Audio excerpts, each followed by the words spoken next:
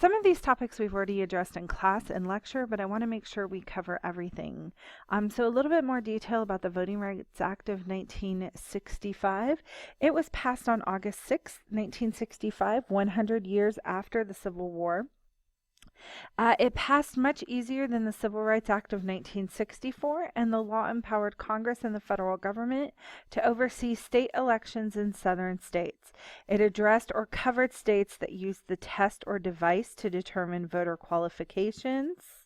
Or any state with less than 50% of its voting age population actually registered to vote. So this policy is what is going to end the literacy tests. The impact of it's the single greatest improvement for African Americans in terms of access to the ballot box. The law shifted the registration burden from the victim to the states, and under the 1957 Civil Rights Act, the voter or the victim had to prove that they were discriminated against and could only do so in relation to federal election. So by 1967, black voter registration in 6 southern states increased from about 30 to more than 50%. All right, and now we're going to talk about the idea of affirmative action, which is part of Johnson's Great Society plan. And it was signed in as an executive order in 1965 requiring employees on federal contracts to take affirmative action to ensure underprivileged minorities and women were being hired. President Nixon is later going to further the idea of affirmative actions. And countless American corporations that did business with the government, college and universities that received federal scholarships and research funding became obligated to meet these affirmative action guidelines. The result of it was Black, Asian, and Hispanic enrollment in universities increased dramatically. 1970s actually sees cries of reverse discrimination as the economy does begin to suffer and whites face increased competition for jobs or were denied promotions and students were denied college admissions. And that's where we get the Bakke case of 1978. And this is the big test of affirmative action. So the issue is that it comes to a head in the decision of Regents of the University of California versus Bakke in 1978. The case addresses the UC Davis Medical School and its admission policy. The school took in 100 applicants annually and had reserved 16 spots for minorities and women. Alan Bakke was a white applicant who was denied admission and sued to contest the affirmative action policy. He and his lawyers discovered that his test scores and application in general were better than some of the minorities and women who had been admitted to the college ahead of him, and argued that the university policy violated the Equal Protection Clause by denying his admission based on race. There's a very gray area to this law. So the court is actually going to side with Bakke in a 5-4 ruling, which is very narrow, leaving the public and policymakers wondering whether affirmative action is truly constitutional or not. And you can see by the Times News magazine photo that you cannot have a quota. So what Bakke says is that there's no quota.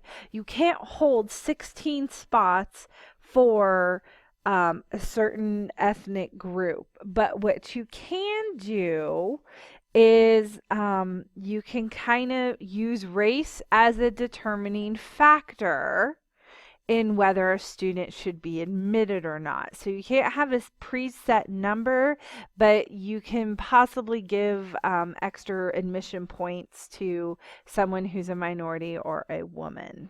And everything else on this slide we've already covered via lecture.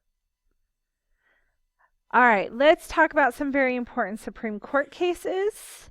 And that is going to be Gideon versus Wainwright is the first one.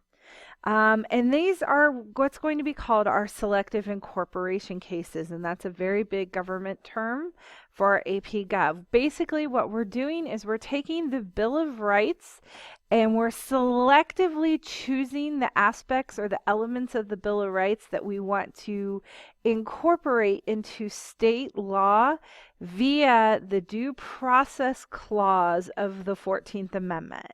So it's a very confusing idea. So selective incorporation is taking the rights listed in our first 10 amendments, the Bill of Rights, hand-picking which ones we like, and making them incorporate those rights into the states by using the 14th Amendment Due Process Clause.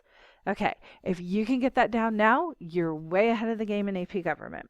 All right, so Gideon versus Wainwright in 1963 established that people accused of a crime have the right to a lawyer even if they cannot afford one. So this was a new idea in the 1960s. So if you've ever watched Law and Order or anything like that, and you have the right to remain silent. You have the right to attorney. If you cannot afford one, an attorney will be appointed for you. That was not a given. And so we have Gideon versus Wainwright to think about. Thank for that. Esposito versus Illinois in 1964 was another selective incorporation case, which ruled that one has the right to a lawyer from the time of arrest or when one becomes subject of a criminal investigation.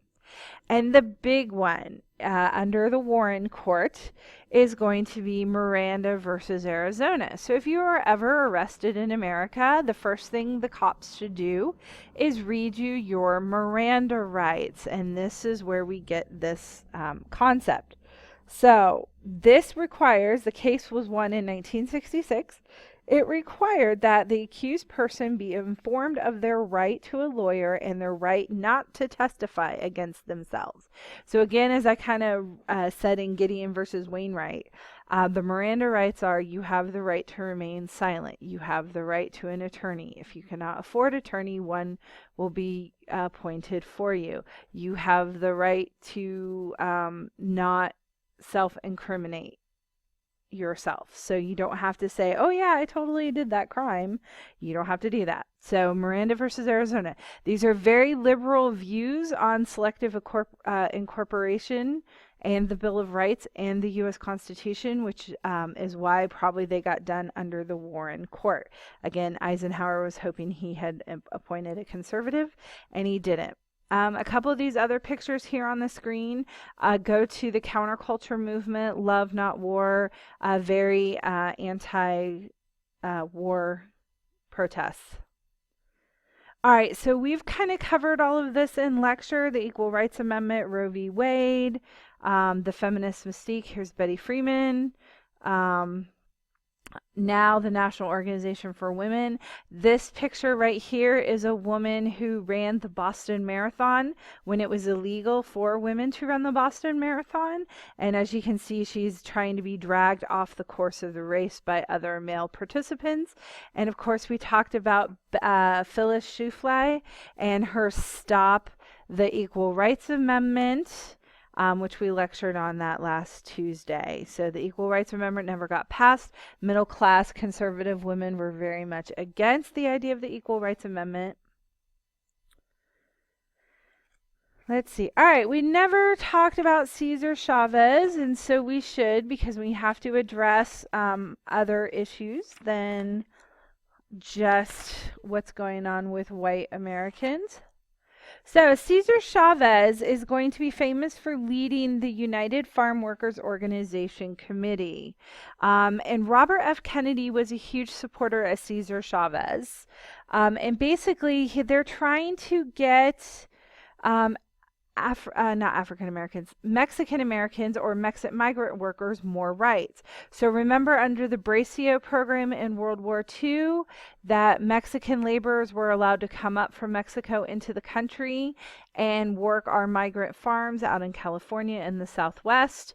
And a lot of different things. So, because we were in war and we needed all the workers we could get. So Cesar Chavez also did hunger protests. He would starve himself in jail or just in general to try to bring attention to this very important cause. A lot of times Mexican American children were denied public education in public schools, similar to African Americans not being allowed to go to white schools. Same thing happened. So he was trying to draw more attention to their cause. And also the American Indian movement, or AIM. So we've talked about American Indians a lot over the past year. So a push in the 1970s is going to be for more equal rights for them as well.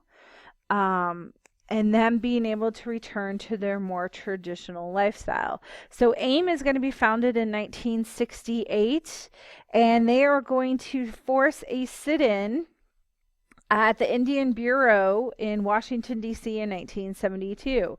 Protesters are going to be protesting the horrendous conditions on the reservations, their lack of literacy, lack of education, high alcohol rates, and they're also high unemployment, and they're trying to protest this. They're going to, what else is the really big important? Alcatraz. Yes. So in the 1970s, Native Americans, as Alcatraz prison outside of San Francisco is abandoned, they go, a group of Native Americans go and sit there and they take over the land, and they hold out for, I believe, about 18 months. Trying to say that no, this is now Indian land. They've now claimed it, and finally, there's children there. There is women, and I believe some unfortunate children fall off the side and are killed. And then that's when the U.S. government finally goes in and gets the rest of them to abandon Alcatraz. And we'll touch on this a little bit more in class as we start to review. All right, so let's talk about Johnson's legacy really, really quick, because I have a couple minutes left on the slide. So the big thing that Johnson is known for is the Great Society, and that's going to be his greatest achievement. So Johnson really kind of has two frames of presidency: his domestic side, which was way up, and his foreign policy, which was way down. His escalation due to the Gulf of Tonkin resolution and the Tet Offensive destroyed any chance he had of running for his own second term in office as presidency, and he would not have had the support of the Democratic Party. However, when you look at his Great Society, the increase in voting and civil rights for women, for African Americans, for Hispanics, the Medicare, reducing poverty among the elderly, Head Start, improving education for underprivileged youth, infant mortality rates fall due to in minority communities, and no president since Lincoln ever worked harder on the domestic side for civil rights. The Great Society programs have been heavily criticized by conservatives in the subsequent years. It's been billed as social engineering, allocating billions of dollars.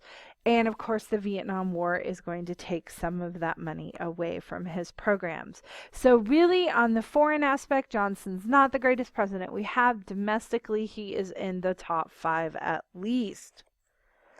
Okay, we've covered all of this already in class. We've talked about all of this in class as well.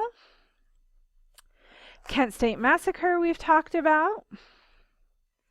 And we have not covered any of this. So I'm going to go ahead and stop it right here, and then we'll pick it right back up.